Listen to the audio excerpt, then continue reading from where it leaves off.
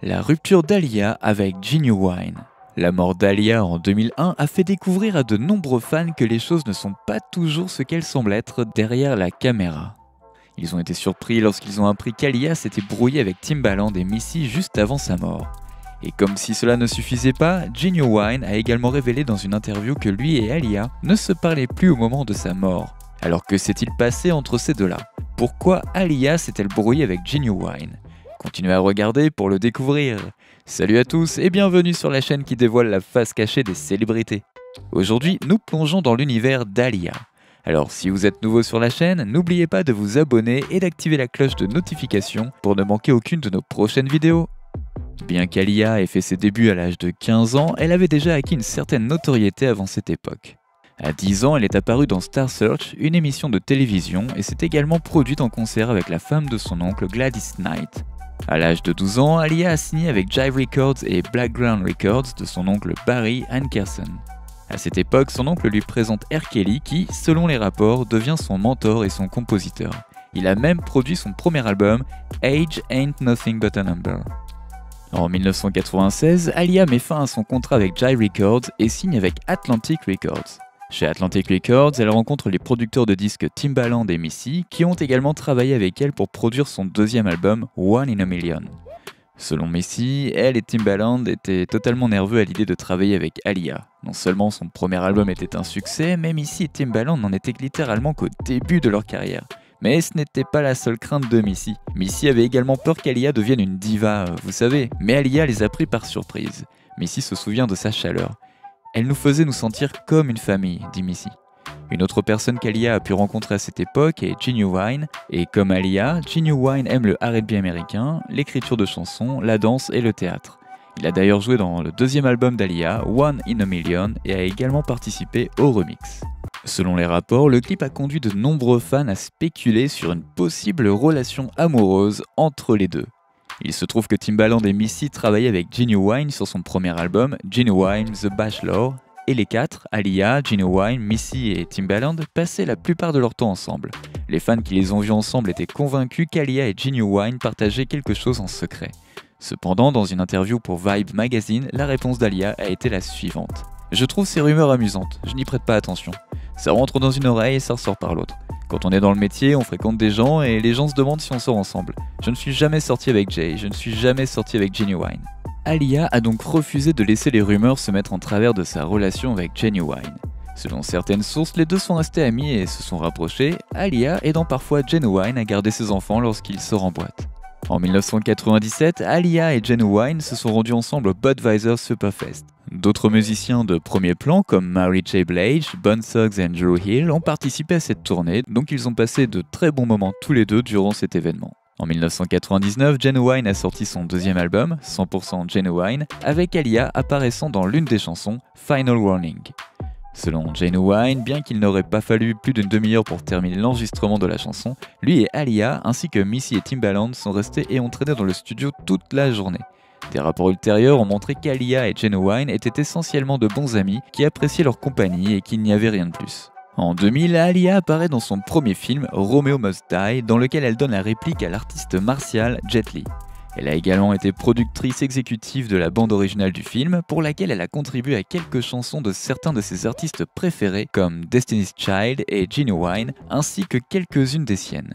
Cependant, ça ne voulait pas dire qu'il y avait quelque chose entre eux, même Genuine a précisé que c'était purement professionnel. Pendant ce temps, Alia se prépare à composer des chansons pour son troisième album éponyme. Elle demande à Bishop et Teddy, auteurs, compositeurs et producteurs, de lui faire écouter quelques chansons qu'ils ont produites avec d'autres artistes. Parmi ces chansons figurait Miss You, une chanson que Genuine a enregistrée pour son deuxième album, mais qui n'a malheureusement pas été retenue. Impressionnée par ce qu'elle a entendu, Alia a appelé Genuine et lui a dit qu'elle aimerait bien bosser sur ce morceau. Ainsi, avec l'accord de Genuine, Alia a enregistré sa propre version de la chanson. Selon Pickers FM, elle voulait sortir la chanson toute seule, mais son label, Blackground Records, a estimé que la chanson n'était ni un hit ni un single, donc elle n'est sortie que bien plus tard. Après la sortie du film Romeo Must Die, Alia a continué à travailler sur son deuxième film, Queen of the Damned, où elle jouait le rôle d'un ancien vampire. Le tournage de ces films a cependant retardé la sortie du troisième album d'Alia. Alia explique. Je voulais faire une pause après One in a Million pour me détendre, réfléchir à la façon dont je voulais aborder le prochain album.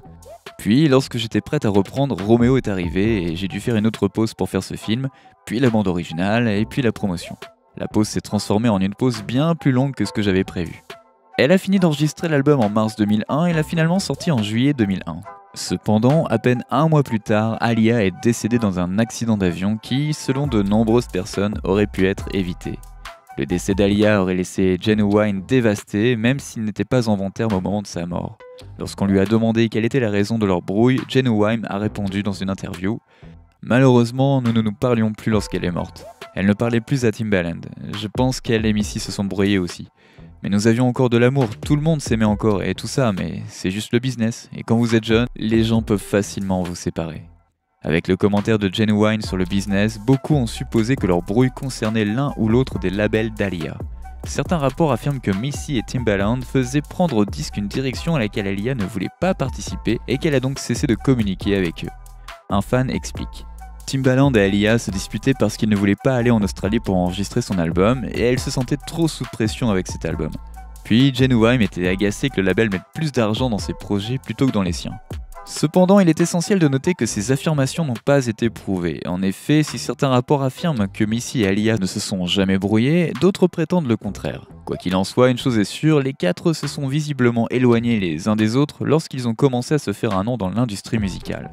De plus, la complicité de Ginuwine, Missy et Timbaland aux Video Music Awards de 2001, après le décès d'Aaliyah, laissait entendre que le trio souhaitait que les choses se passent différemment.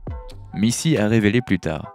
Tim et moi portons Aaliyah avec nous tous les jours, comme tant de gens qui l'aiment. Elle vivra toujours dans nos cœurs. Nous n'avons rien d'autre que de l'amour et du respect pour sa mémoire et pour ses proches qui pleurent encore sa perte. Ils sont toujours dans nos prières. Quelques mois après le décès d'Aaliyah, Missy a sorti un titre intitulé Take Away, interprété par Ginuwine et dédié à Aaliyah. Il a également été révélé qu'Aaliyah et Ginuwine avaient initialement été retenus pour les rôles principaux du film You Got Served, mais que celui-ci a été retardé en raison de la mort d'Aaliyah. Lorsque le film a finalement repris, le réalisateur a décidé de garder les noms de Ginuwine et d'Aaliyah, Elgin et Leah pour les personnages, mais a modifié le casting. En décembre 2002, une collection de titres qui n'avaient jamais été publiés a été présentée au public comme le premier album posthume d'Aaliyah, I Care For You. Puis en avril 2005, le deuxième album posthume d'Aaliyah, Ultimate Aaliyah, a été publié au Royaume-Uni par son label Blackground Records. En 2011, un court-métrage documentaire intitulé Aaliyah Live in Amsterdam est également sorti peu avant le 10e anniversaire de la mort d'Aaliyah. De nombreuses autres sorties posthumes ont suivi au fil des ans. Entre-temps, à l'occasion du 15e anniversaire de la mort d'Aaliyah, Ginuwine a reçu quelques réactions négatives après avoir rendu hommage à Aaliyah en utilisant la photo d'une influenceuse sur les réseaux sociaux qui lui ressemblait. Selon BET, il a ensuite changé d'attitude en postant une photo de lui et d'Aaliyah après qu'un grand nombre de personnes l'aient interpellé à ce sujet. Beaucoup se sont demandé pourquoi il n'avait pas posté cette photo en premier lieu. Il est intéressant de noter que Ginuwine et Aaliyah ne sont pas les seuls à s'être brouillés. Selon les rapports, Ginuwine et Timbaland se sont également brouillés beaucoup plus tard. Ginuwine avait l'impression que Timbaland l'avait quitté pour produire et promouvoir des artistes plus populaires comme Justin Timberlake et Nelly Furtado. Aujourd'hui, Ginuwine est plutôt active dans le domaine du chant, de l'écriture, du théâtre et de la danse.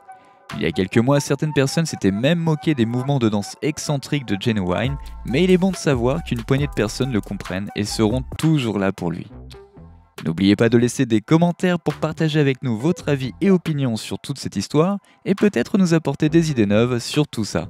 N'oubliez pas de cliquer sur le bouton d'abonnement pour rester à jour sur toutes nos vidéos. À bientôt!